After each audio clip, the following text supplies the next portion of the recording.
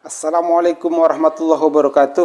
Kali ini saya akan persembahkan tembang pamungkas dari Mamida Haji Lalu Sahibi Ahmad. Beliau akan menembangkan tembang Dende Ule. Tembang ini menceritakan tentang betapa rindunya seorang ayah atau ibu yang ditinggalkan sama anaknya di rantauan sana. Berikut tembang pamungkas dari Mamida Haji Lalu Sahibi Ahmad. Selamat menyaksikan.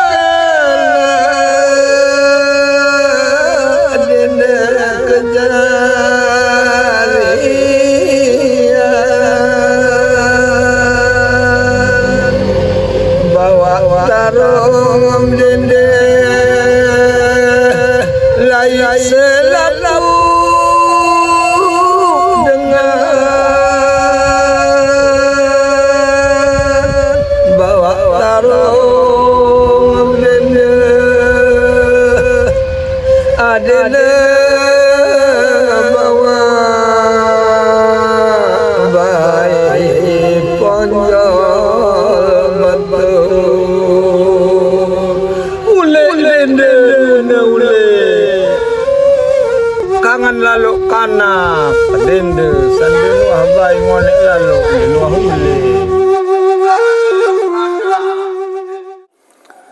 Nah, demikian tadi persembahan dari Mamikda Lalu Saibi Ahmad.